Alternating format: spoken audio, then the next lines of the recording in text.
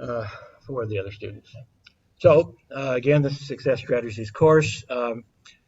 I also have not taught this in the short semester, which will make it a little bit different as well. But I have taught it. I created the course several years ago because, actually, I created the course not exactly the way it is now, but I created a course that I called Success Strategies more than 20 years ago.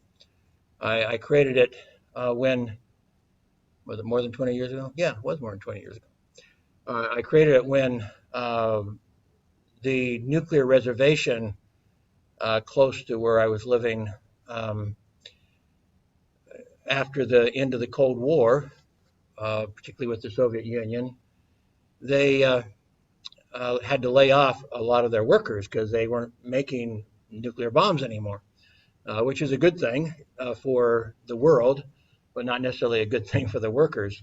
So they had to lay off 5,000 people, and that was a good chunk. It had a big impact on our economy because it wasn't a big metropolitan area. It was out in the middle of nowhere in eastern Washington, and so altogether there were probably no more than maybe 80,000 workers, or maybe less than that, in the area. And 5,000 were going to be laid off, and those were some of the highest paying jobs in the area. So it was kind of a crisis situation for that community and for the people being laid off from their nice paying jobs funded by the federal government. So I created this course originally in 1995 uh, to help those people that were facing a big challenge in their lives, where they suddenly had to change their occupation, not just their job, but there was probably not going to be a replacement job in the nuclear industry. So the really good paying jobs in the nuclear industry were going to disappear, and they were going to have to find something to totally change their life in most cases. So for some of them, they were feeling kind of suicidal. They were frustrated. They were angry. When we opened the what we call the Reemployment Opportunity Center, we had armed guards in case somebody went crazy enough that they brought a gun or something and decided to express their anger um, in some wet fashion towards those of us who had nothing to do with it. So it was an interesting time, uh, an interesting experience for me then. But what I taught to those people, obviously, I've made a lot of changes in the course that I'm teaching here. But it is difficult sometimes to know how to, what we should do to achieve success. But what is success? What is the very definition of success? I downloaded a video the other day of all the movie stars who have killed themselves. All these movie stars that were rich and famous, movie stars and singers and people like that, that some of you can think of already, who died because they got everything they wanted and realized, is this all there is? Is money, is what is it that I can't buy with money? What is it I can't achieve with fame? I'm here and I'm miserable. And so, as we talk about this, we need to discuss, what is our real goal? What is success to me individually? To you individually? What should your life look like for you to feel happy and successful? And is it, being the next Jack Ma or whatever, or is it something else? Um, the world has lots of opportunities, but as these movie stars that end up killing themselves or dying of drug overdoses and stuff like that, they've got to the exactly where they thought they wanted to go and found it wasn't what they wanted. It wasn't what made them happy. It made them miserable, and they didn't know where to go from there, and they end up killing themselves. So we need to figure out where is it we want to go, and will we be happy when we get there? And that is a challenging question that, like I say, others have answered and got a large way through their life and realized they didn't go the right place. They didn't go where they hoped to go. They didn't get what they hoped to get from all their efforts. So in discussing success strategies, we'll talk about indeed how to be successful in jobs and careers and entrepreneurship. We'll also talk about how some of those principles are can be applied in achieving success in our families, in our communities, in our individual life, and other ways. Um, because success looks different to everybody. In fact, we'll be watching a video this week. A lot of our homework, most of our, well, anyway, a lot of our homework is going to be watching videos. Um, Part of the strategy that I thought in creating the course is that a lot of people um, come into the class and they are still challenged with their English, particularly most typically the students that are coming from China. Um, they may be able to pass a test, but they're not accustomed to my English, for example. Um, and I'm not accustomed to theirs, by the way. And so it's challenging for both of us. But so actually, I've been video recording all of my lectures since I started this course here. But in the past, I've uploaded to YouTube, which automatically creates subtitles and a transcription. So I've been doing it I have hundreds of videos online on YouTube for the purpose of having the lectures recorded for those who want to download the transcription. The transcription that YouTube makes automatically is not perfect. It doesn't know what a Ken Harvey is, for example. So even if I say my name, it's going to come up with something else because I'm not in their dictionary for some reason. Um, but anyway, so I've been doing this for a couple of years, recording my videos. So that part of distance learning is not a challenge for me. I basically explained how to do it to the rest of the university as we went through. I was in Kazakhstan on a vacation when they called me up and said, what do we do? And so I explained what technology I use for what I do, and that they kind of mirrored that then in creating this very quick distance learning program that they're doing. Um, Let me just kind of get into this. And first off, all this, the PowerPoint itself will be uploaded. I think it's already uploaded. I'm not sure to Moodle. Um, you will definitely need to, everybody, especially those in China, but all of you should be signing into the course on Moodle, and I'll explain how to do that in a few minutes. This is basically all the information that you could probably hope to have on me. My office is A1 445. I'm almost always there from 10 to 11 and usually more than that, except I believe we have a class one morning, Thursday morning, I believe we have a class. So that may screw up those office hours. I'm almost always here at nighttime. So if you don't know when else to catch me, you can usually come to my office after 6 o'clock. You might want to email me or something first because I know, your dorms are a long ways away from A1 and, but you can make an appointment with me. And so, I'll be there and that's fine. Email me. You have my email address there. But I work late every night, almost every night. And so that's the easiest time to catch me would actually be in the evening time. But I'm also there, most of the day, frankly. Um, I'm a workaholic. So you'll find me in my office most of the time. You have my mobile number there if you need that. A Facebook page and my LinkedIn page. And anyway, I'm all over the place.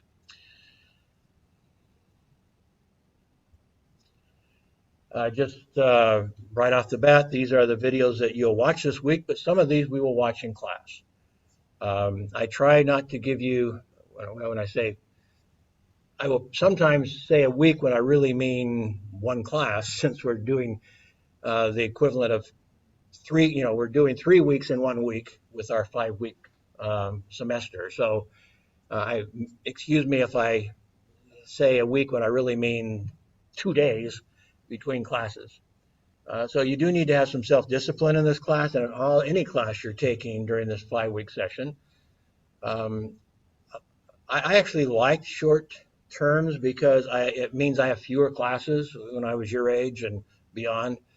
I liked being able to concentrate more on fewer classes and really focus on it. I don't know how many classes you guys are taking, how many courses you're taking, but you know, what, two, maybe anybody taking three courses? Are some of you taking three, two, three?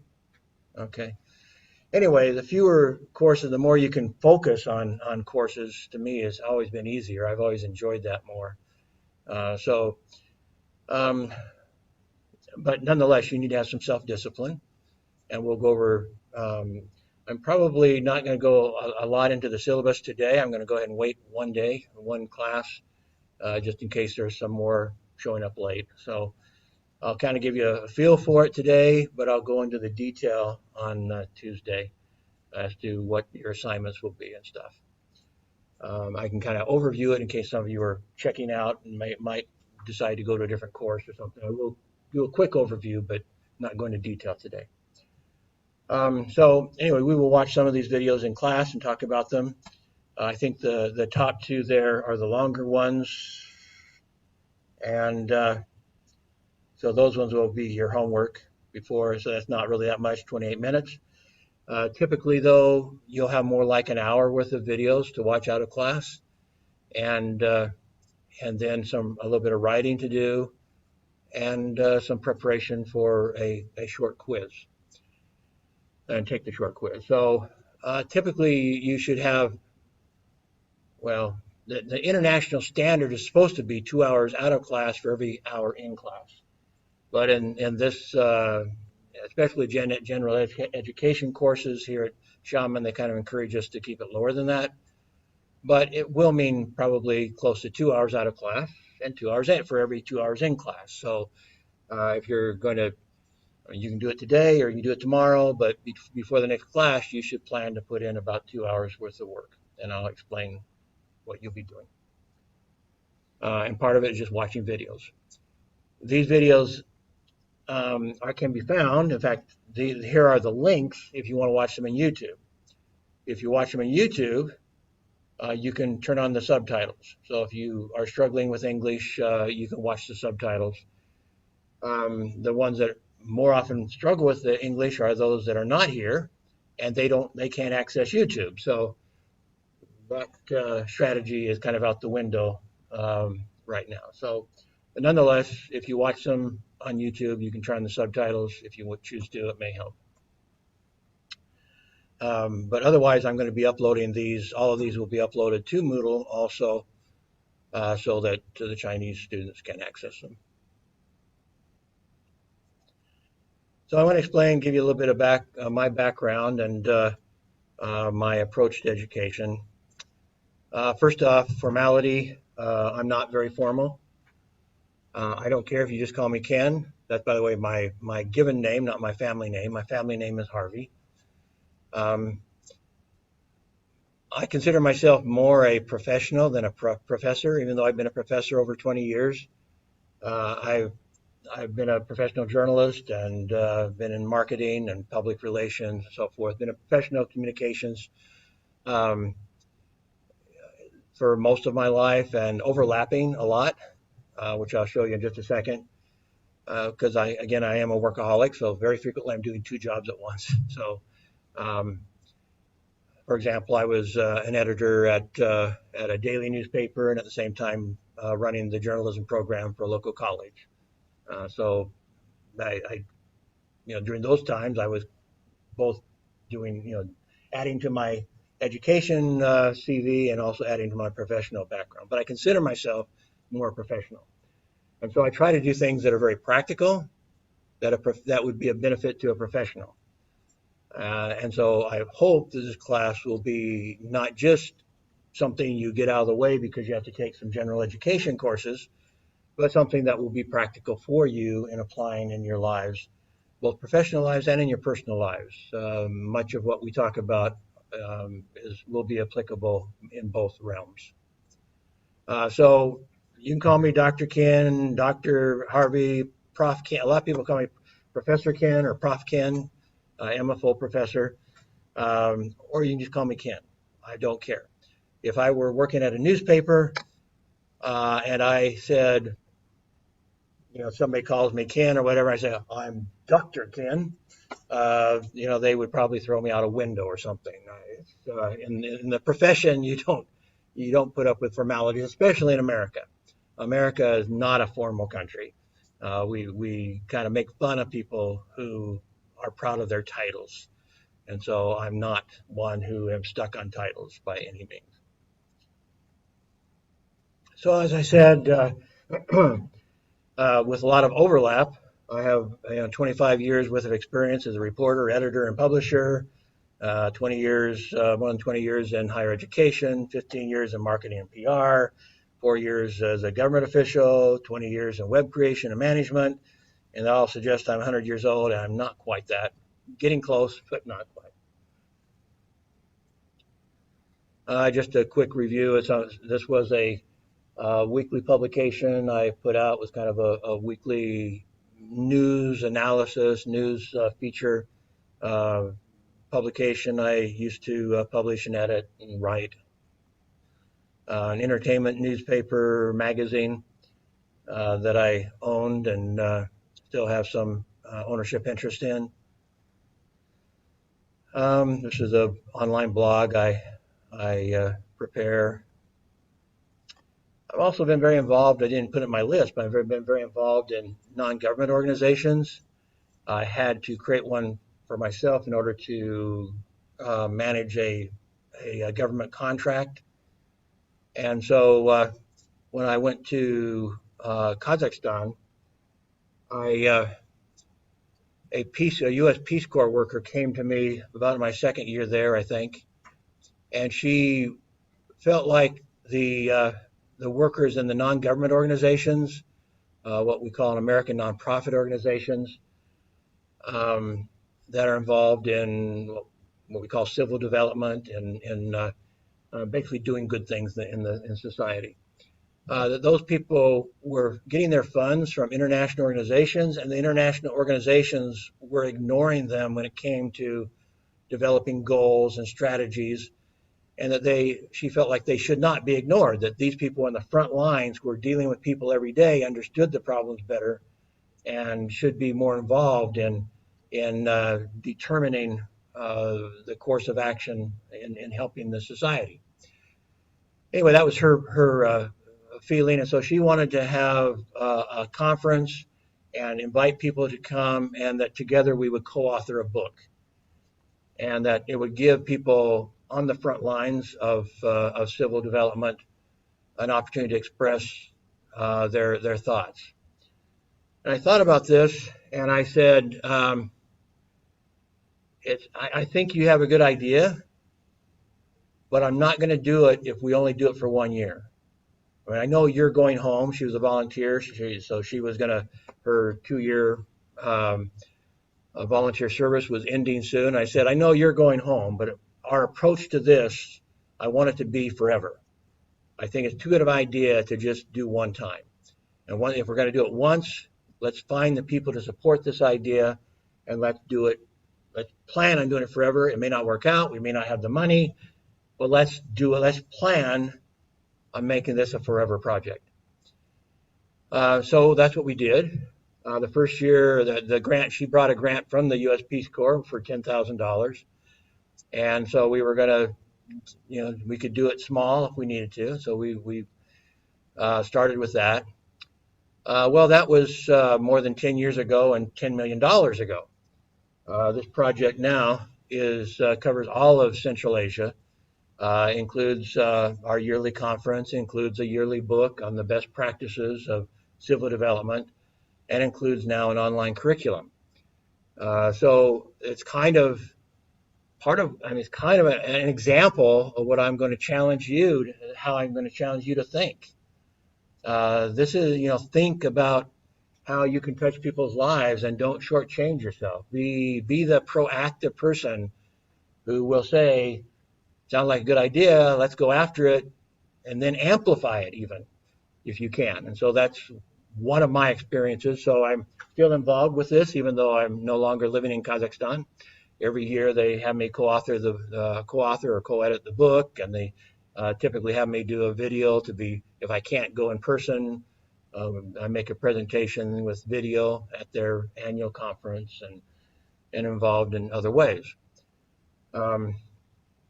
But we turned it over to a national association to actually run it day to day. So I'm not involved in the day to day operations, but I am involved overall. So anyway, that's a web page I created early on in this program. I do other things. This is kind of an experimental website.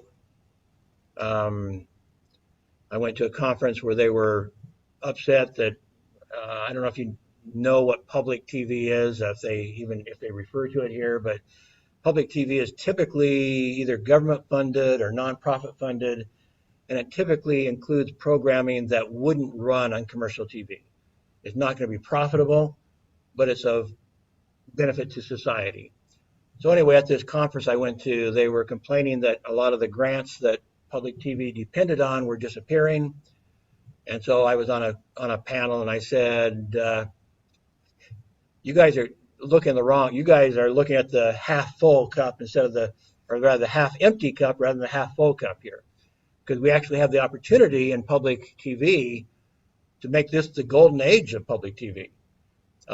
Because rather than doing it with broadcast, we can do it on the internet. And so this was a demonstration site that I set up with probably 1,000 videos linked to this website of the sort of videos you would have in a public TV broadcasting system. But you can offer, instead of doing one at a time through the airwaves, you can put them all on a website and keep changing the website and improving the website. So anyway, another website I created. And I do a lot of videos, and this is just one of the pages where I did a webinar, as they call it, when it's on the internet, and put on that site. As I said, I've been a journalist, so this was the contract I mentioned. I had to create a nonprofit or non-government organization in order to have a contract with the state, with the government. And so they contracted with me to put out a bilingual publication about migrant education. Migrant students if you look at all the students in American schools, at the very bottom are the migrant students, because frequently they don't speak English. And by the very definition, migrant means they're moving around, so they don't have a stable home life. They probably don't, at least in many cases, don't have a computer. They are typically poor. They may have a lot of other challenges are possible when you're a migrant student. In America, it's particularly bad because if you move from one school to another school, the schools don't keep the same curriculum. Every school is allowed to create its own curriculum. So you may not even have the same course available when you change schools. So you move in the middle of a semester because your family is done picking apples, let's say, in the fall. And so you don't stay where you were picking apples. You move someplace else where it's more or where there's other work or something. And so they move in the middle of the semester. They go to another school that doesn't offer the same course. If they offer the same course, by some chance, they're not in the same place, and they don't have the same textbook. Every district, every school gets to choose its own textbook. So they may not have the same course. If they do, it may not be the same textbook. It's going to be a different teacher. They don't have friends. They don't have the support system. So almost exactly half of all the migrant students in America drop out without graduating from high school. They just give up. There's too many obstacles. And one of the obstacles is their own family. Because their family is saying they came up from Mexico, let's say, and Mexico they're making $2 a day. They get to America, suddenly as a family they could be making, 30, 40, 50, 60, they could be making up to $100 a day suddenly.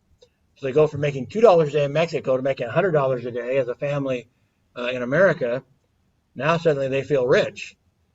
Even if they're living a migrant lifestyle, they still have money. They buy a fancy pickup and they before they were riding a burro or a donkey and living in a grass shack, and here they can afford a nice apartment and buy a big pickup and in America. And so even though they're still working hard and it's a lifestyle that most Americans would not want to live, the migrants are happy with it. And so they tell their kids, why are you wasting your time with high school? You're never going to go to college. You're never going to be a lawyer. You're never going to be anything. Let's just work as a family. We're making good money. So don't waste your time. And so again, that's why about half of them just drop out. And, they buy into what the family and the family lifestyle, and figure, well, yeah, we're a lot better off than we were in Mexico or Guatemala or El Salvador or wherever they might have come from. So this was a bilingual newspaper intended for teachers and for families about the best practices in migrant education, how to help them succeed. So I did that for 7 years under contract with the state. I also got into marketing and PR for corporations. So this was some stuff that I did for an engineering and architectural firm. And this, in order to get contracts, we had to sometimes create books, even this thick, of the work we'd done before that related to what they wanted us to do, because it could be a multi-million-dollar contract. So we didn't just send them a flyer, we sent them a book of why they should hire us to do their architectural and engineering work for their new school, their new prison, for their new road, whatever it is we were trying to do. So I was into PR marketing for quite a while. And I got into politics. So this is me a long time ago. Um, I, I got into politics and was a city councilman. I have a very part-time job. On the right side, I also got into political marketing. So I ran a campaign for a mayoral candidate in Tampa, Florida, and was one of the first users, I think, of what's now being called native advertising. Native advertising is advertising that looks like the content around it. So nowadays you may see, if you're on Facebook, you'll see something in the middle of your timeline um, that will say sponsored on it. If they're doing a good job, you maybe don't even notice that it says sponsored on it because it's something that looks interesting and it blends in with the content around it. That's good native advertising. A lot of the native advertising isn't very good, and that was definitely true when I got into it. This was almost 50 years ago when I got into my career and discovered native advertising and used it for a mayoral candidate who was number 8 in a among 8 people running for mayor of Tampa. He was in last place, and using this type of advertising that looks like news content, was actually a full page ad. I brought him up from 8 to number 2 in the primary election, which then it was just him and one other person running for mayor after the primary election, and he won more than 60% of the precincts, the voting districts in the final election. So I was pretty good at marketing, and I do a lot of academic authoring as well. This was a book I didn't like the title. I don't know why anybody would want to read a book titled this. The Human Social Interaction in the Age of Mobile Devices. Maybe some of you in computer science or whatever would love this book, but I wanted to make it a little bit more interesting. But anyway, I wrote about half that book. In fact, that's why I'm here, is that the author of it came here, and then he recruited me to come, and so I came. Okay, so that's my background. I want to talk a little bit about how we think.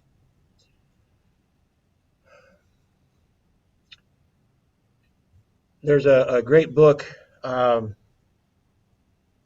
about scientific revolutions. In fact, if you just say that, it's not the full name of it, and Google that, you'll get the name of the author. And I always forget the author's name. Yeah. Anyway, if you find an author of a book called something like Scientific Revolutions from the 1960s, that's the author. It'll come to me when I think about it a little more. But anyway, this book, the book he wrote, talked a lot about how people think, and one of the things one of the conclusions he came to was that our history, humankind's history, is full of little revolutions, not physical revolutions, but intellectual revolutions.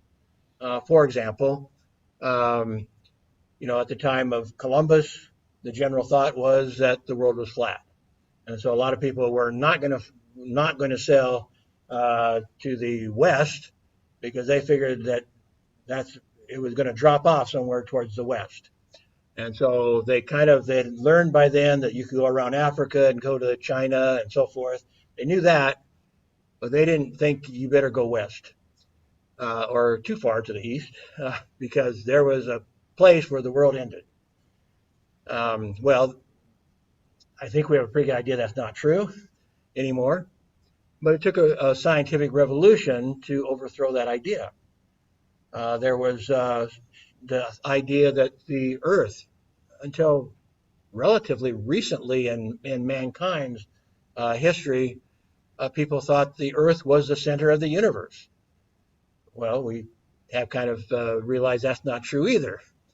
Um, and even after they accepted that it wasn't the center of the universe, they still thought it was the center of our galaxy. Of course, they didn't know what a galaxy was until 1920. Until 100 years ago, they didn't know what a galaxy was.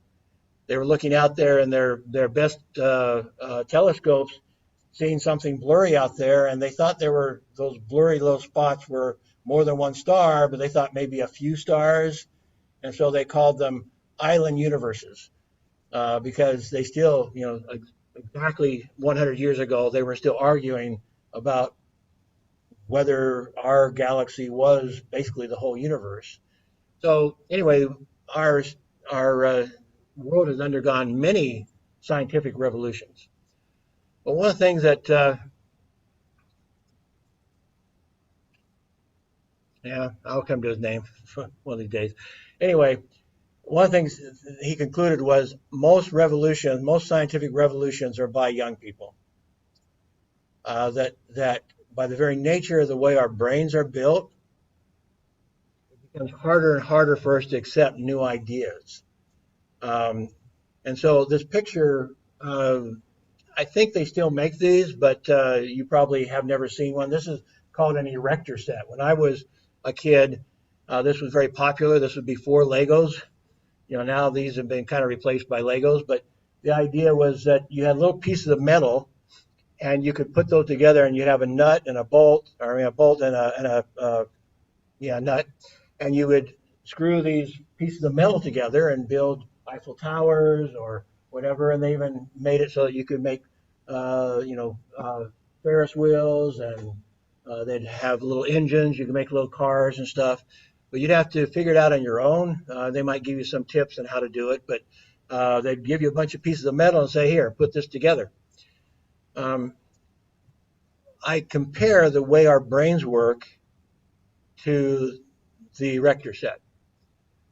If you start building that Eiffel Tower you see there, and you start off with the four legs, so to speak. And so you put those four legs up, you go one after another, you go to the top and you kind of connect them up the top somehow. How strong is that erector? Well, what's going to happen when you give that that Eiffel Tower in progress a little bit of a shove? What's going to happen to it? It's just going to collapse, right? Because you have the four legs, so to speak. But you don't have any crossbars yet. You don't have any diagonal bars. You don't have anything to make it firm and tight. Well, what what the author of the Scientific Revolution said was that our brains are kind of like that, but those metal pieces are like concepts from even before we're born. Our minds are starting to work, which is why they suggest you play classical music and stuff if you become a parent. play classical music while the baby's still in the mother's womb, because the baby is still conscious and is starting to form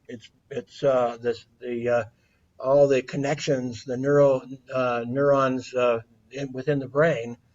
And we know that the brain actually, as it learns things, it actually grows new neurons. One of the subjects of one of our videos we'll watch, not this week, but later.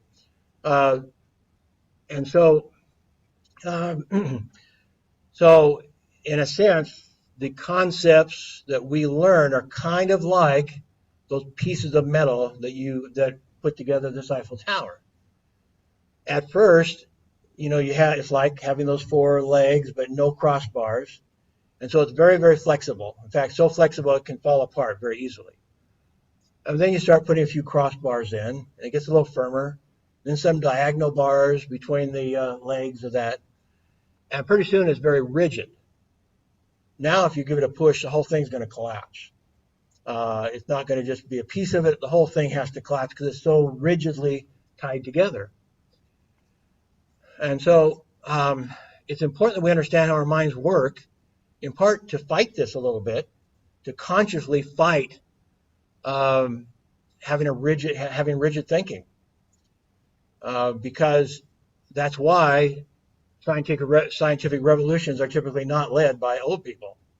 They have all these concepts put together, all these crossbars and diagonal bars, and so when they get presented with a new idea, if it doesn't fit in to their conceptual framework, the scientific term is it's nonsense. In other words, it makes no sense. And so we reject it as nonsense. It does not fit into our conceptual framework. It doesn't tie in. Our current theories, our current paradigm just does not accept that new piece of information, and so we reject it. So we have to fight that. I like to watch YouTube videos on things like quantum physics, because quantum physics is bizarre. I mean, totally bizarre. And so I like to look at something that's so totally bizarre that it has to stretch my mind to even comprehend what the heck they're talking about and how they could possibly think that, for example, they're literally quantum physicists thinking that we are not real, that we're part of somebody's video game, that there's some higher intelligence that created us, and that we have a consciousness, but we are part of a video game, basically. And in fact, there are people in Seattle, close to where I grew up, that who have gotten grants to try to prove that.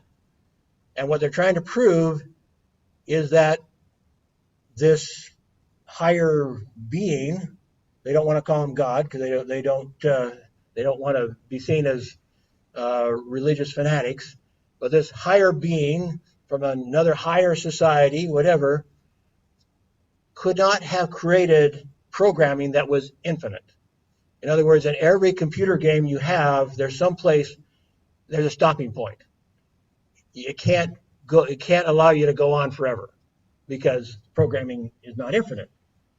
And so the scientists in Seattle are trying to catch God, or catch this being that made this video game we're in, and discover where he ran out of memory, basically, out of computing power. So, like I said, it's the reason why they think that, by the way, is because everything is too mathematical. They're looking at the universe and saying it's all too mathematical. One of the things one of their recent conclusions is that a black hole, and I don't know how they prove this. I don't watch enough of it since I'm not a physicist. That all the digital memory of everything that's sucked into a black hole is kept on the surface of the black hole, on the outer surface. I don't know how they know that, but that's what they say. So, like I say, I have to broaden my mind a little bit to even comprehend what the heck are these people talking about. So I think it's important to keep learning. They did an experiment, by the way, and in case you think that you're not old enough to be bothered by this, they did an experiment of university students. and because they thought if this is true, if knowledge and somebody that has lots of concepts that have been put together like this, if that person has more rigid thinking, then we might even be able to see that in among university students. And so they got a bunch of university students and they tried teaching them something new and bizarre like quantum physics. And what they found was that the stupidest students accepted it and understood it better than the smart students. Thus, kind of confirming this idea that the more you know, the less you can learn, so to speak. The more confident you are that you know everything, the less you are able to learn, and the less you're able to adapt to new ideas. Um, I think you can fight that. I've been fighting that all my life, trying to learn new things. I'm trying to stay on the cutting edge of communications technology and so forth, but it's a reality. So on one hand, we want you to learn a lot of stuff, but don't get too rigid because a lot of what you're going to learn is not going to be true in the future. Well, it's not true now. We just don't know it's not true. So they say, so, the ideas that have been stated that by the time you're done with your university education, everything you learn will be outdated. So learning how to think is more important than learning what to think.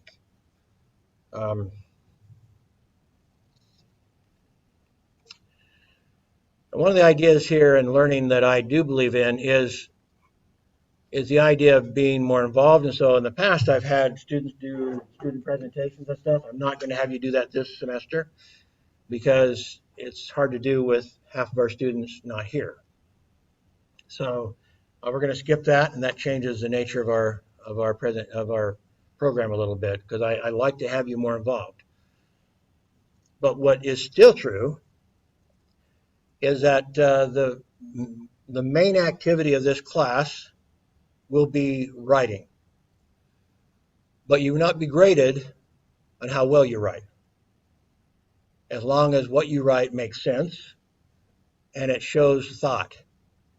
What we call it is a self-reflective journal. So the idea of the final, you don't have a final exam, you have a final journal. But I expect you to work on that journal every week, or actually after every class. Again, I'm getting weeks and classes mixed up here since it's not 1 week per class anymore. So after every class, I would want you to watch the extra videos that are assigned after class, or if I have some reading, read what you're assigned, although I don't have a lot of reading. So it's mostly watch some videos, think about it, and write in your journal. And so we will be uploading the journals to turnitin.com because that's where the final journal is going to go. I used to only have the final journal go to turnitin.com, but then one of the main ways that people would get their grade hurt is by being too similar to what has been written by somebody else. In other words, they were plagiarizing. So it's better that you know now as you upload your 200 words after every class that whether you're too much like somebody else that suggests you're plagiarizing. So after every class, you'll watch some extra videos, and during the semester there'll be like 11 short quizzes, like 10 to 15-minute quizzes after every class. You will have to. That will primarily is for you to pay attention in class, come to class, pay attention in class, take some notes. You can use your notes in the quiz because you're going to be doing this. Last semester, I had students doing it in class. Well, I can't have the Chinese student do it in class, so I'm not going to have you do it in class either. So you will have probably the day after our class, you will have a quiz each time. So you'll come to class on one day, the next day you'll have a quiz. Let's see, I guess we have a class on Thursday and Friday, don't we? So, well, I'll probably still do that. Next day, well, maybe I'll do that on maybe the Thursday class will have the quiz on Saturday, and the Friday class will have on Monday or something. Yeah. Anyway, I want you to try to keep up. So, like I say, you'll have less than an hour's worth of videos to watch. You take notes from in class. Take notes while you're watching the videos. Then you should be able to do a good job on the quiz. Like I said, it's only 10 to, well, for most of them, it's going to be more like 10 questions. The first one might be a little bit longer because the first quiz isn't going to come until next week after our first three classes. So it's going to cover the stuff we're supposed to be learning this week. So the first one will be, we'll have to look, we'll look at the timeline to make sure. Maybe it's, yeah, it might be Friday. I don't remember now. So we'll look at it in just a second. But anyway, so and we also will not have quizzes in the last week, or maybe one at the start of the last week, but that's it. So we won't have a quiz leading up in the last couple of classes. We won't have those. So altogether, we'll have I think it's 12 quizzes and only your best 10 count. So you can do bad in two of them or not take two of them if you're sick or something. I don't want to have to make those up. It's a big hassle with however many students we end up with. So your two bad ones I'm going to drop include being sick. So save that, don't just skip one because you're feeling lazy. Save that for if you're actually sick. If you're actually sick more than two quizzes worth, then come talk to me and bring a note from a doctor, and we'll make arrangements. But otherwise, I can't just, when I open it up, I have to open it to everybody. And if one person says, "Oh, I need you to open it up," and then pretty soon somebody else says, "I need you to open it up," that drives me crazy with lots of students. That doesn't work. So your two dropped grades are to include your typical illnesses or other problems that you might have. So don't use them just to be lazy. And obviously, if you do all of the quizzes, then then instead of being zeros that you're dropping, you'll be able to do badly. Just do badly in a couple of them and drop those, and so your average will be higher than if you just are lazy and don't do two of them. Okay, I'm going to skip that slide. Doesn't really. One of the things that I just said a second ago was that thinking, learning how to think is more important than learning what to think, because everything's changing so much. And this is kind of why this is my priority in learning. The very first thing is attitude and soft skills.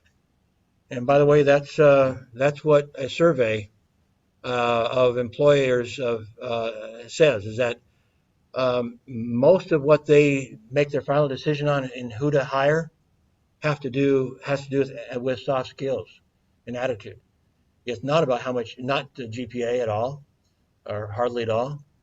It's not even knowledge exactly. I mean, that's by then they've kind of looked at your CV already. So I'm not saying GPA and knowledge has nothing to do with who's being hired. But after they look at the CVs and they say, okay, we'll interview these people, the interview is based on attitude and soft skills.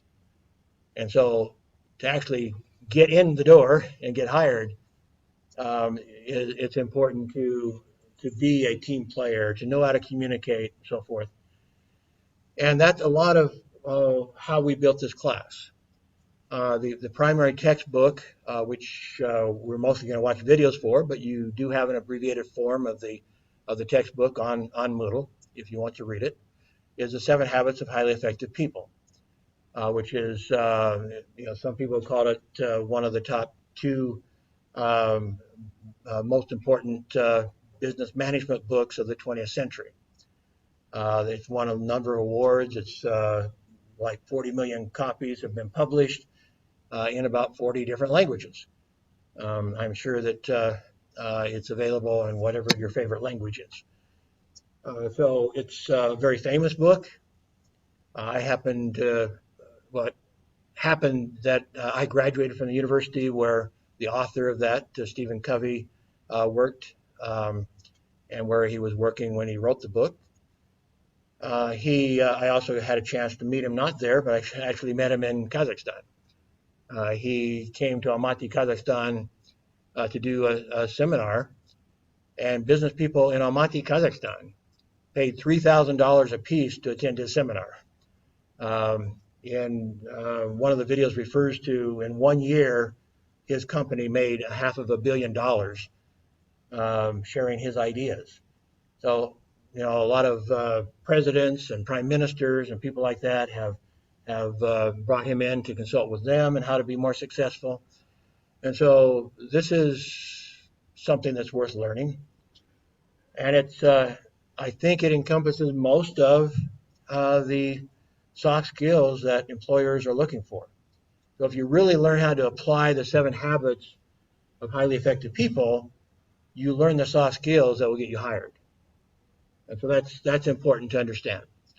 Attitude and soft skills to me, are the most important thing that the highest educational priority. The people who conducted the survey of employers, one of those universities involved in that survey now basically has all of their professors, no matter what they're teaching. They say, okay, how are you going to teach attitude and soft skills? That's one of the questions the management now asks all of their professors to be involved in teaching students attitude and soft skills, because that's number one in getting hired. And so you're not just a math teacher at that university, you're a math teacher plus a success strategies teacher, basically. Communication skills comes in right behind that. One reason why, and typically I have students in this class not only do the writing of the self-reflective journal, but also to do team presentations, because I mentioned I was doing PR marketing for technical firms, engineering and architectural firms. I worked for 2 different companies primarily, and both CEOs, independently, not me prompting them in any way, but I found it interesting that both CEOs at different times while I was working for them sat, in conversing with me in their office, said, Ken, I wish that I'd taken more classes in communications. Because even though my knowledge of engineering is obviously important in being a CEO of an engineering firm, that's not what success is based on. Success is based on communication.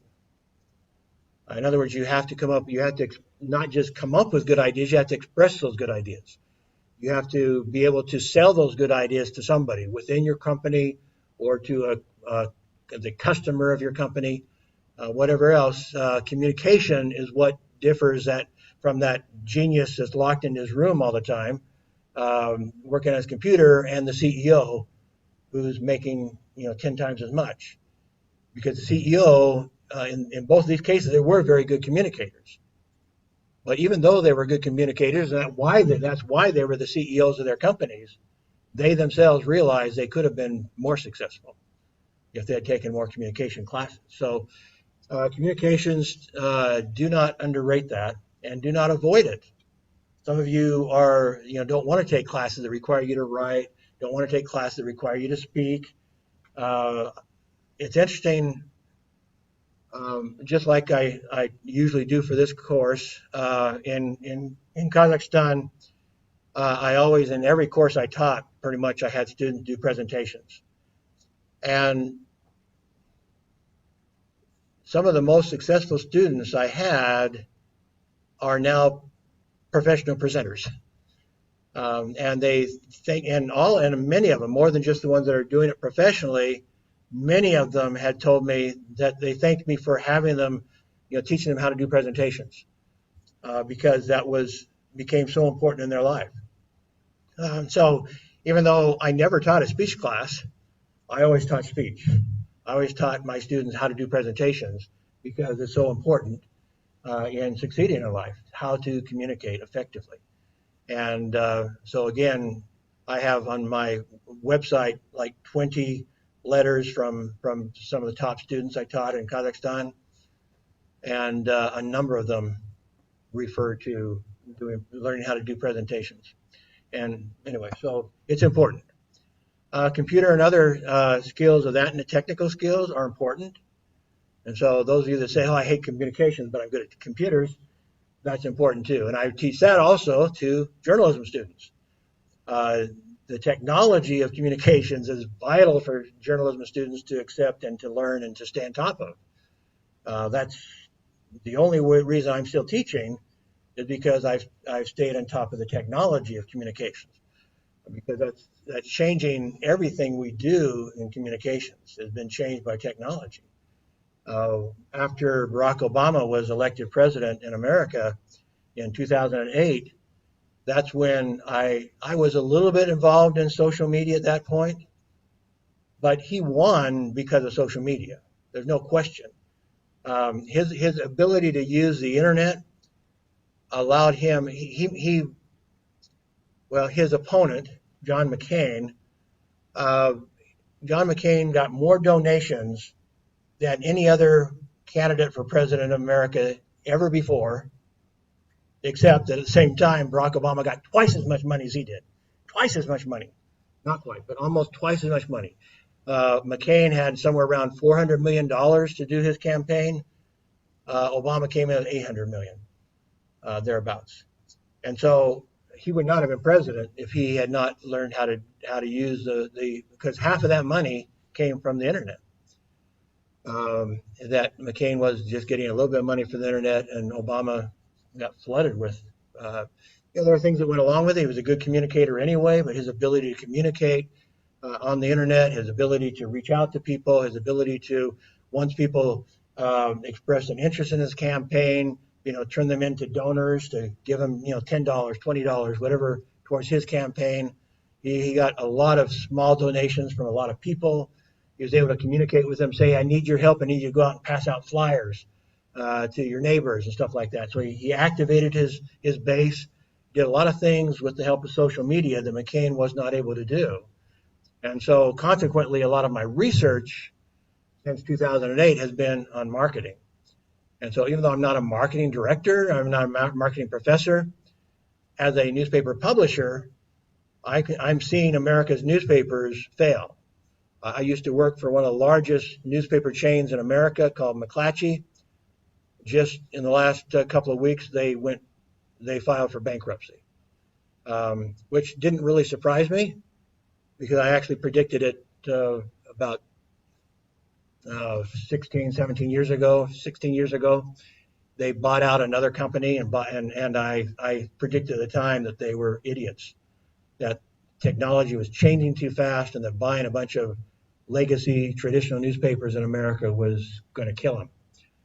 And so when I wrote one of my recent book chapters, it made note that year they put out their corporate annual report, tried to be very, very enthusiastic. And they said, wow, we're doing so much better. This year we got so much better, we only lost $20 million. That was their enthusiastic annual corporate report, was they only lost $20 million that year. Well, now they filed for bankruptcy. So $20 million here and $20 million there, and pretty soon you're talking about real money. So, keeping up with technology, I don't think they comprehended what was about to happen. I think, like I said, I tried to stay on top of technology myself, and I predicted, 15 years ago when they made a big purchase of the Knight Ridder assets, mostly traditional newspapers. I said, no. They paid like $6 billion or $7 billion for all these newspapers that were going to go broke.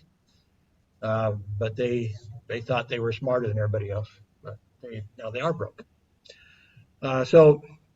Certainly, most of a lot of you are in those technical areas, but you can cover a lot of sins, so to speak, a lot of weaknesses with technology. You can, if you are weak in your spelling and grammar, for example, there's the website grammarly.com. You should be accessing that and putting your writing through there and let them improve it for you.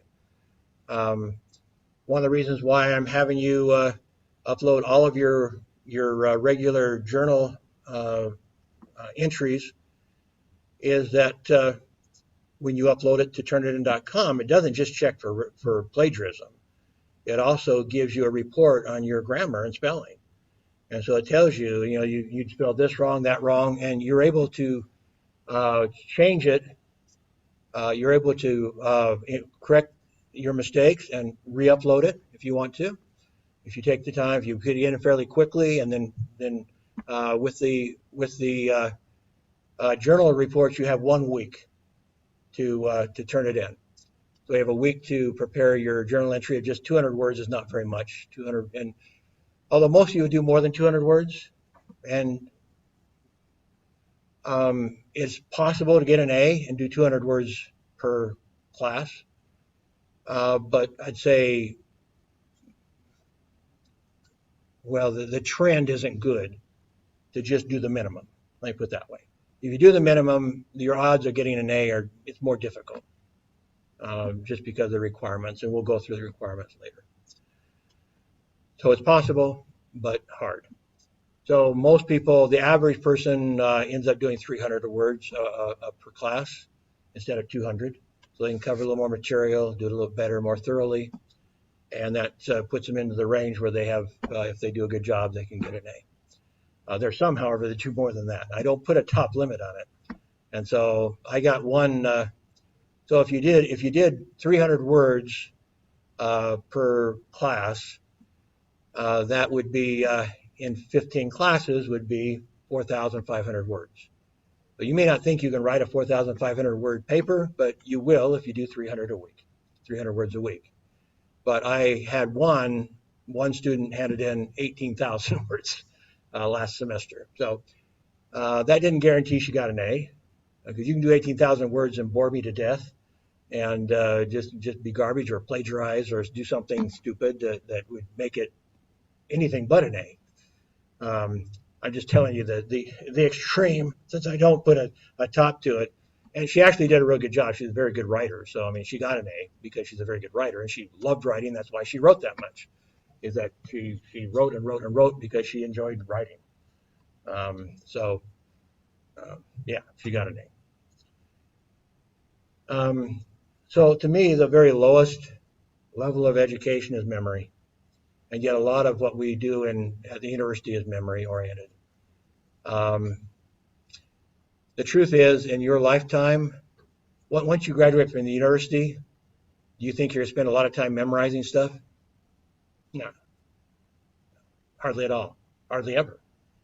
And maybe if you take a driver's test, you may have to memorize that, something like that. But you almost, unless you have some sort of accreditation, a system that you have to go through.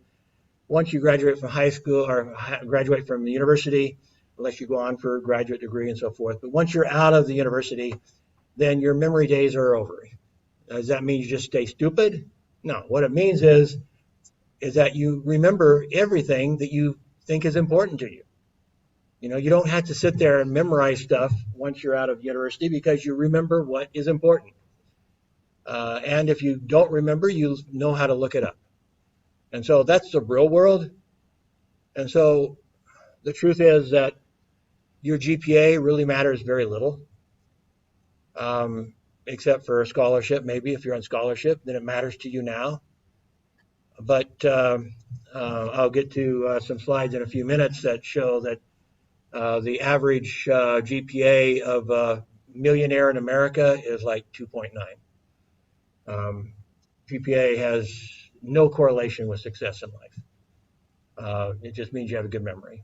I have a good memory. I know how to cram for a test, and I can tell you, in the real life, it's not worth anything. So anyway, we remember what's important to us. One of the questions, again, I kind of suggested it earlier, but is, do you love what you're good at, or are you good at what you love? And how hard is it to remember what is useful and relevant to you? That first question, do you love what you're good at, or are you good at what you love? What do you think? Anybody want to offer an opinion on that? Kind of a chicken and the egg sort of question. Which comes first? Do you love what you're good at, or are you good at what you love? What do you think? Raise a hand.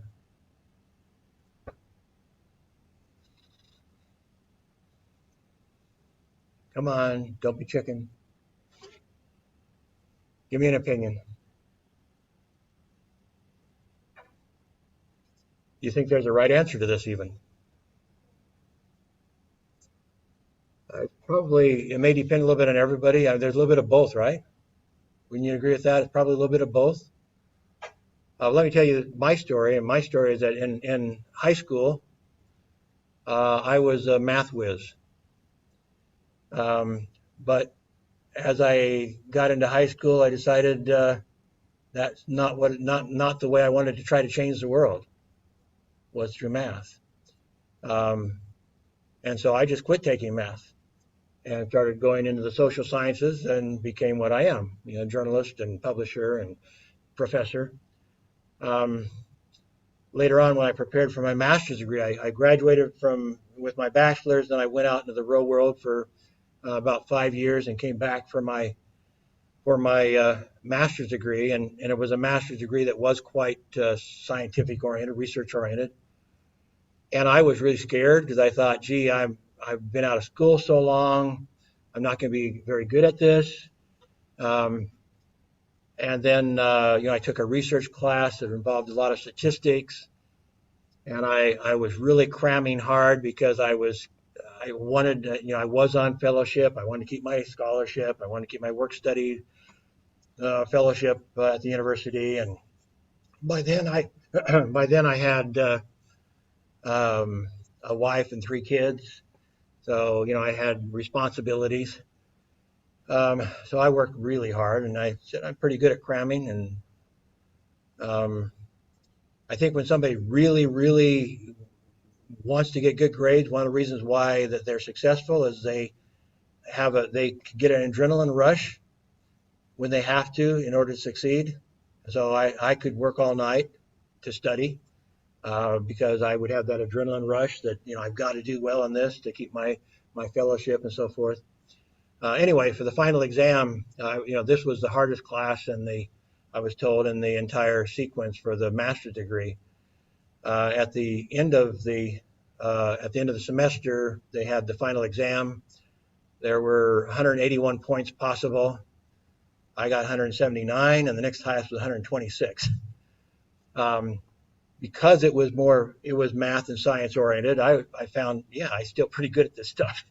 And so, like I say, I had like 50% more points than anybody else in the class did. But that still wasn't my destiny. I was good at it. That wasn't my destiny, I didn't feel. And my weakest area in high school and before was writing. But I wanted to write, and I wanted to express ideas and information. And I became an award-winning journalist, not an award-winning mathematician or whatever. In my case, definitely, I became good at what I loved. I was naturally good at one thing, but became good at something else. But one of the things I do warn students about is being pushed into something you hate. When I was in Kazakhstan, I was teaching a class on writing and journalism, and a student from economics took the class for some reason. The only student in economics I think I maybe ever had in that class. But she came to class, she enrolled in it, and she came to a couple of classes, and then she just disappeared until like week 13 of the 15-week semester. She showed back up again, and she kind of came in, kind of sad, and said, "What do I have to do to pass?" Well, actually, most professors would probably say it's too late. You're done. You missed more than 10 weeks of lessons. But I don't know. I felt I felt like she had some serious personal problems. First off, she was so depressed and everything. I didn't want to just say there's no way. So I said, okay, you've missed all this instruction. You read these chapters in my book that I've written. I'll answer some questions. I'll kind of give you a little instruction here. I'll spend a few minutes with you and explain what we're doing. But you have to write 4 stories. They're real stories. You have to interview real people for these stories. They should be at least 2 pages long each. And you have to do this, within the next 2 weeks. And then if you do well, then yeah, you'll pass. Um, I didn't expect her to do it at all, frankly. I mean, somebody who's so depressed they don't even show up to class. I figured, she's not going to do this. She's going to flunk. Anyway, she brings in her stories, and I mean, these were real stories based on interviews with my colleagues, based on news and issues around the college. So I knew it wasn't plagiarized. Um, Her average length was more like 4 pages instead of two. The best journalistic writing, probably of the entire time I was in Kazakhstan, 9 years. Um, I was just shocked. And so I sat down with her a little more, and she said, basically, her parents forced her into economics. She hated it. She was depressed all the time, and she loved writing. And she was very good at writing. And so we talked a lot over the coming, year or so that she was still in school, and I think maybe it's half a year, but even after that, we talked some more. She stayed in communication with me on Facebook, and anyway, I urged her. I said, "Look, you're not going to be a good economist because you don't like it. You can, no matter what your GPA is, you're not going to be a good economist. But you could be a good writer, and your first step could be writing about economics or business. There are magazines here that you could do that for. So maybe that's a good place for you to start. Your parents won't hate you then. You'll get your degree, you'll become a writer, and then from there you can, write what you want to write eventually, but write about business and economics." So anyway, she graduated. I gave her a good letter of recommendation. She got a job with Forbes magazine and launched her business and economics writing. So, asked this question about her. She was forced to be, to at least graduate in economics. That wasn't where her passion was at. If you don't follow your passion, life becomes very difficult. Your careers become difficult because even if you can get a 4.0, if you hate it, you won't do that the rest of your life. You won't put that same effort in the rest of your life. So it's important that you pursue things that you can feel some passion about.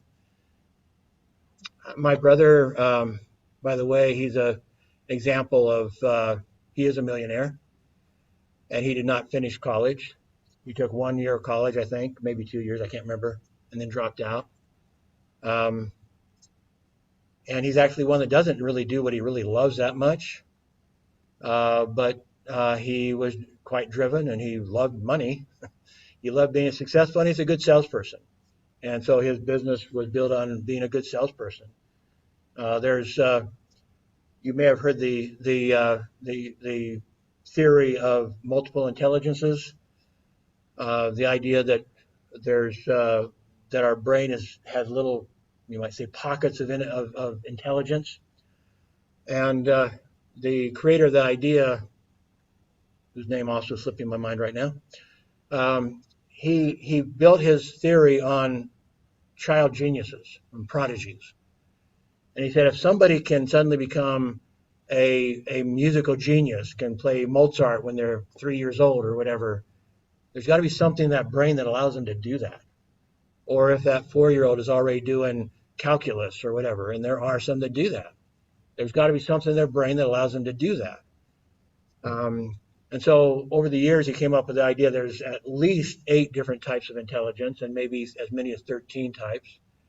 And one of the things that I like to point out to students is, guess what? Most of them are not rewarded in class. My brother had an intelligence that is definitely not rewarded in class. It's called social intelligence, and that's why he's a millionaire. He has social intelligence. But in classroom, he was sharpening his pencils and seeing if he could stick them in the ceiling and stuff like that, and making fun with his friends. And he blew up a chemistry lab and a few things, little things like that. And he didn't graduate from college or from university, but his social intelligence has led him to be, worth a lot more than I am, for sure. And so, he didn't. It wasn't necessarily that he loved what he did, but he was good at the social aspect, and that's what allowed him to. He told me he actually owns an insurance company. He said he sells more insurance golfing than anything else. So he spent a lot of his time just out golfing, and they make friends with people with lots of money, and they buy insurance from him and stuff like that. So he found a way to make it enjoyable, even though he didn't particularly like golf or didn't like insurance that much. He liked golfing, so he played a lot of golf with his rich friends. So, um, GPA again is not it does not correlate with success. I like to tell the story of my two of my friends in high school.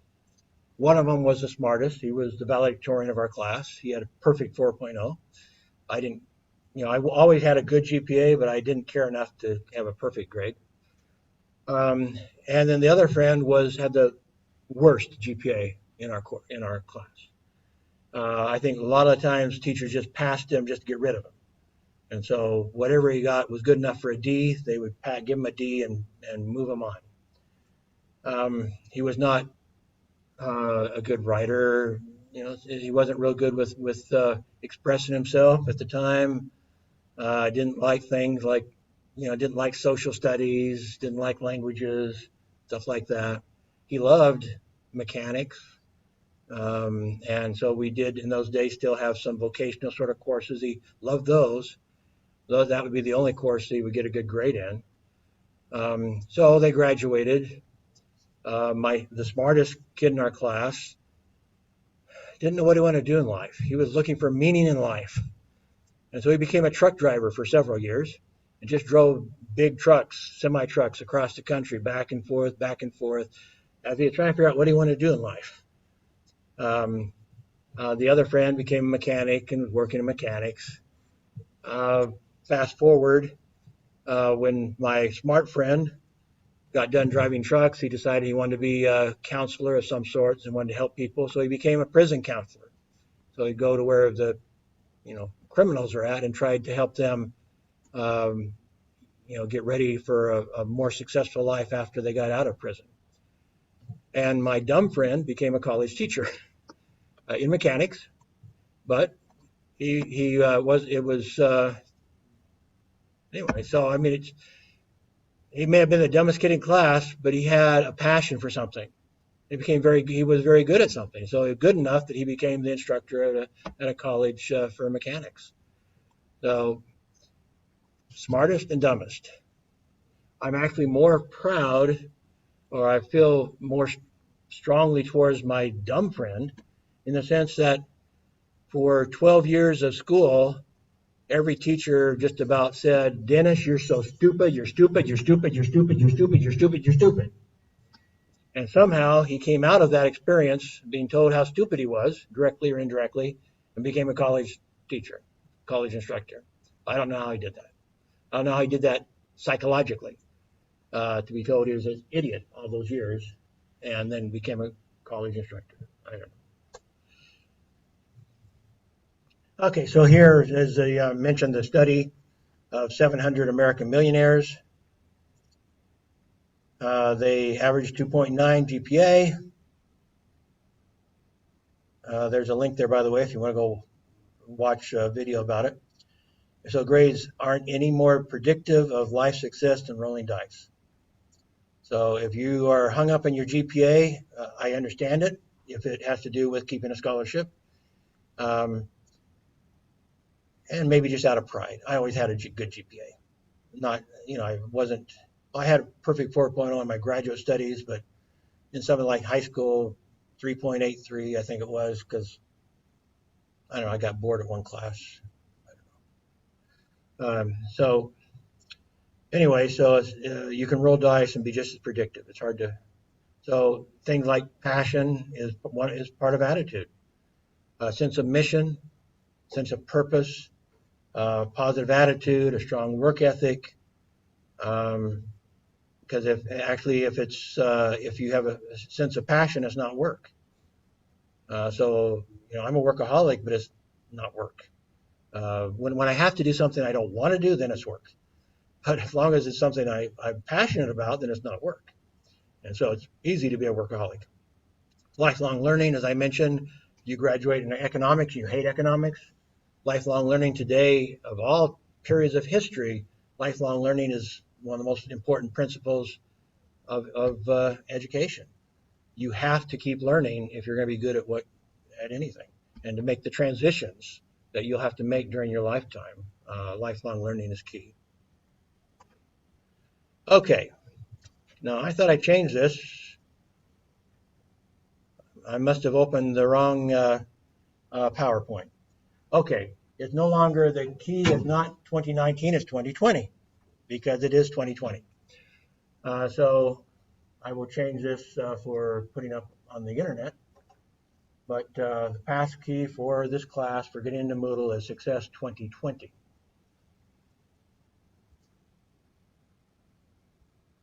You can, if you haven't been there before, you can go to the library, and from on our main website. From there, you'll find Moodle at the bottom. You can click into Moodle. From there, it kind of hard to see on my computer, but it has the link to the actual website. And so you go to that website, and there are some instructions on how to do it, including videos that help you to understand what to do. Here I do have it right, so maybe I guess I just missed one slide. So it's Success 2020. So you can learn more about Moodle on the website itself, and get to the enrollment key and use that, enroll into the class. Yeah, there's a quick guide in there to help you figure out how to navigate Moodle if you haven't already done that. And like I said, a video demonstration. And it'll look something, well, this is what mine looks like when I set the enrollment key. So I'm not sure what it looks like for you. Anyway, again, it'll ask you to enroll, and that's what you need to Success 2020. Okay. Just real quickly, I've already actually went over some of these slides. I just didn't have slides to show you when I went over them. But about half of our time will be spent talking about the 7 habits of highly effective people. This is old information. It was many years ago. It's 25 million copies. It's much more than that now. 40 languages. Different organizations have honored it in different ways. Time Magazine said that the author is one of the most influential 25 Americans. The Forbes magazine said it was one of the top 10 most influential management books, and the survey of Chief Executive Magazine decided it was one of the top 2 most influential books of the 20th century. This is the survey I mentioned. So you can see the top items that, according to employers. I put stars by the ones that relate to what we're going to study in this class. And so communication skills, I say we're not going to do as much in communication this semester because of the situation in China. Team working skills, we definitely will learn about that, and communication skills too. Some of the things that, a lot of what Covey talks about is how to communicate better, to be a bit more effective communicator. And that also relates into teamwork skills. Integrity, he talks a lot about that. Confidence, certainly what we talk about in this class will relate to confidence.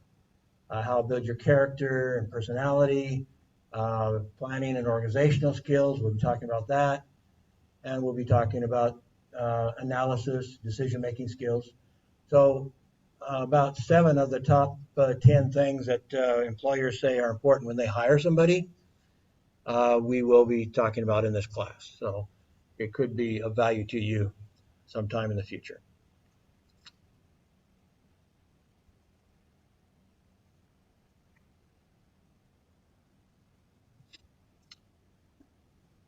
So a question that I raised at the start of class 2 was, what is success and what is happiness? Are they the same thing? And I can't. That's part of what you can answer in your self-reflective journal that you keep. Is ask yourself that question. What is the difference between success and happiness? Are they the same? Are they Integrity kind of suggests that things are one, they kind of a oneness. When they're integral, they have a oneness. And in a sense, this is part of integrity too, is that there's a oneness in what you consider, what is happiness and success. Are the principles you live by, do they both lead to success and to happiness? If they don't, then there's no integrity, there's no integratedness of those principles. And that's where you can become a movie star and commit suicide. Because you figured out how to be a success, you didn't figure out how to be happy. And the two were separate. And so you need to figure out how to do them in combo, not how to achieve success as an isolated achievement, because that is not happiness. So that's one of the things that you can wrestle with as you write in your journal during the semester, is how to achieve both of those, happiness and success, in to the degree that they aren't merged, they are at least maybe parallel. Just how do you accomplish both of those? Okay, again, the list of I was going to show some of those in class. I don't think I will. The ones that I was planning to are short anyway, and altogether they add up to less than an hour. So 12, 16, that's 28, and 15, 33, 43, 44, maybe I missed one, I don't know. But anyway, so you have about an hour's worth of videos if we don't watch any in class. But maybe I will end with at least one of them, and maybe more. We've got just a few minutes. Maybe we'll watch a couple of them here.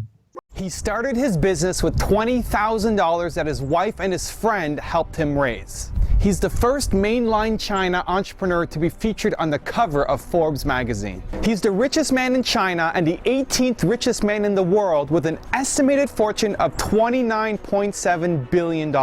He's Jack Ma, founder of Alibaba.com, and here are his 10 rules for success.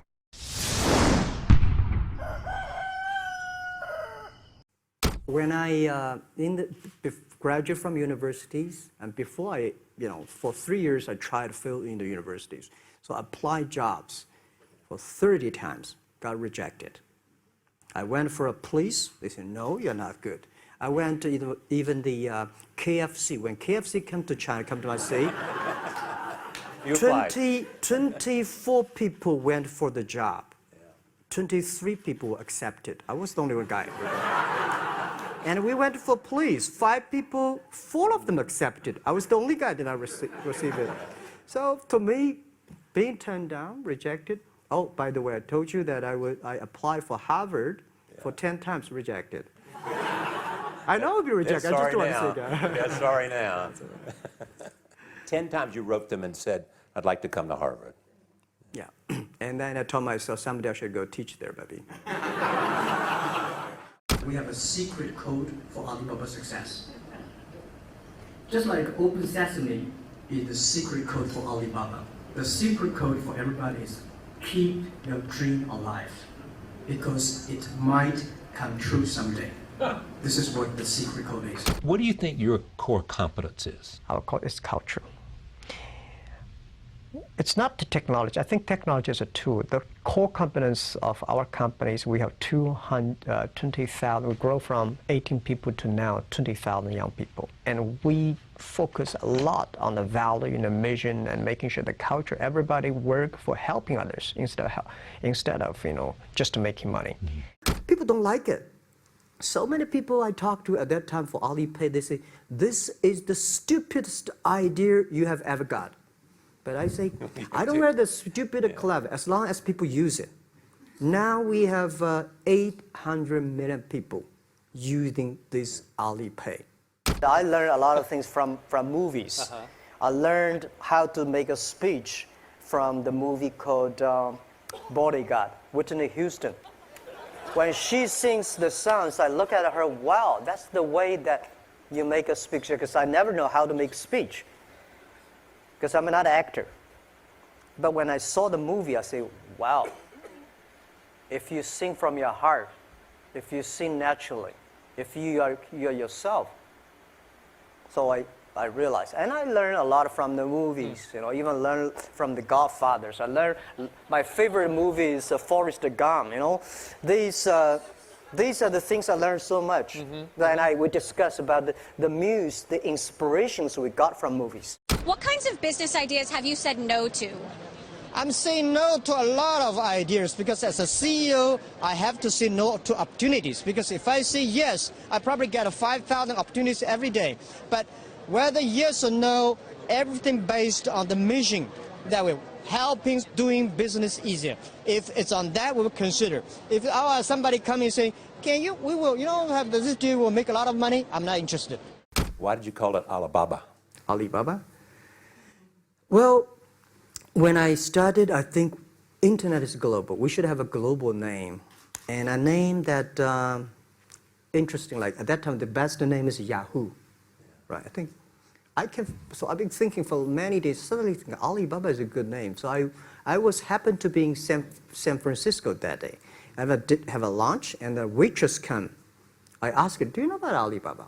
She said, yes. I said, what is Alibaba? She said, Open Sesame. Good. So I went on the street, asked about 10, 20 people. They all know about Alibaba, 40 Thieves, and Open Sesame. And I think this is a good name. And start with A. Whatever you talk about, Alibaba is always top.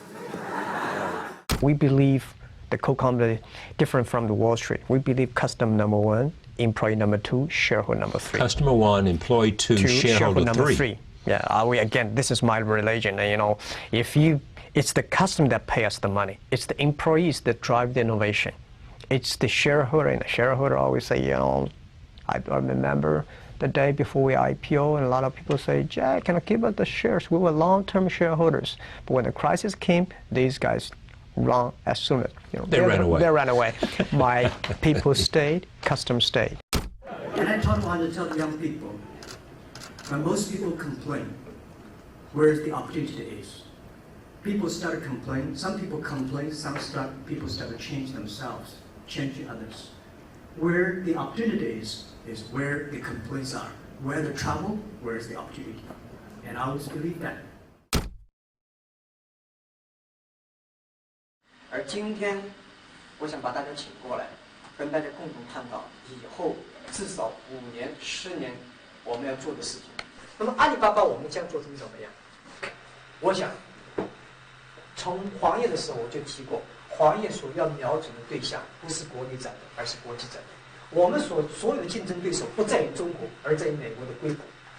如果说第一，我们把阿里巴巴定位，就把它作为国际站点，我们不要把它定位是国内站点。第二个呢，我想就是我们要学会硅谷人的一种拼劲。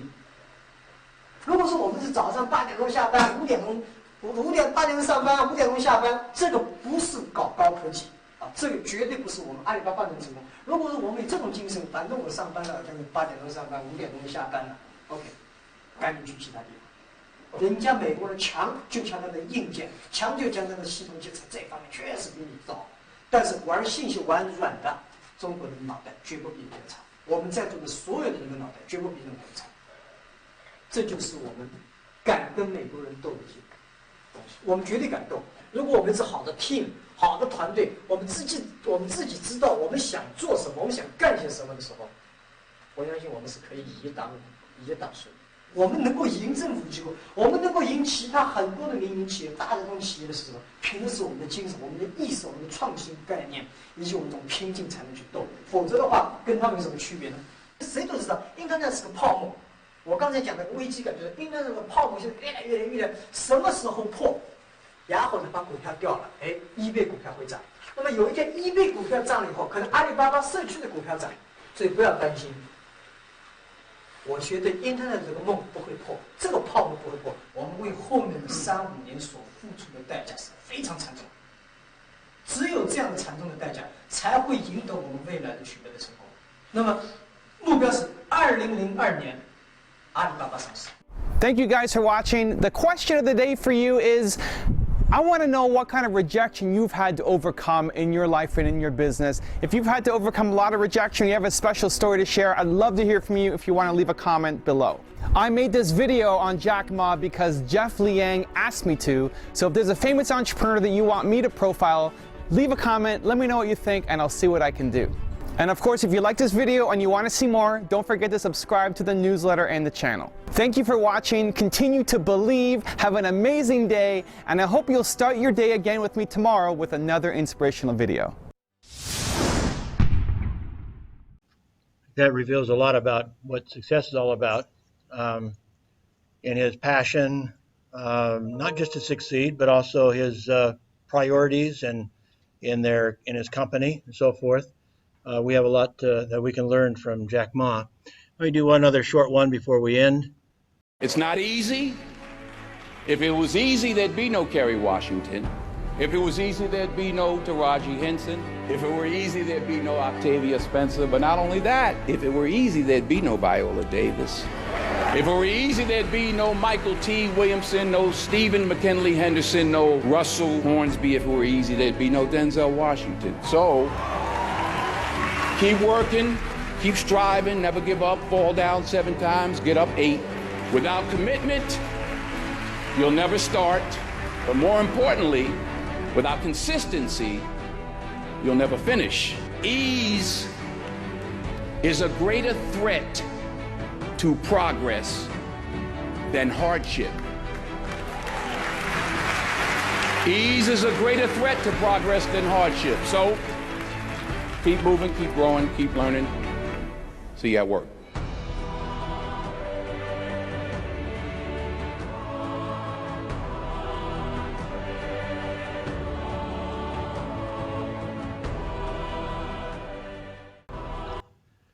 These are some of the concepts we'll be talking about in the class. As I mentioned, the 2 main things you'll be doing, just to wrap up, you will be writing a little bit after every class, writing a summary of what we've talked about, writing your feelings or how you think you could apply those ideas in your life. And then the other thing, just to make sure, is there'll be the short quiz. Like I said,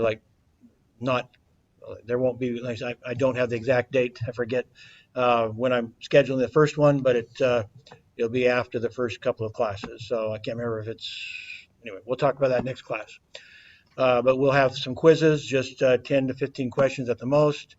And that's just to keep you on your toes, keep you taking notes, keep you thinking, keep you watching the assigned videos. If you just do what you're supposed to do, you should do well in the class. If I could give you all A's, I would. Of course, we can't at this university. They don't let us. But I will, I will reward those that stay on task and do a good job. Any questions before you can ask them now or come up afterwards, but it's usually best if you ask questions that everybody else can listen to also, if you have questions. It saves us all time. Okay, if not, then hopefully we'll be back. I didn't take roll today because some people kind of decide to change other classes or whatever. So we'll have new people on Wednesday or Thursday, whenever it is. And some of you may go to other classes and other people come here, so I'll pass roll in our next class. Thank you.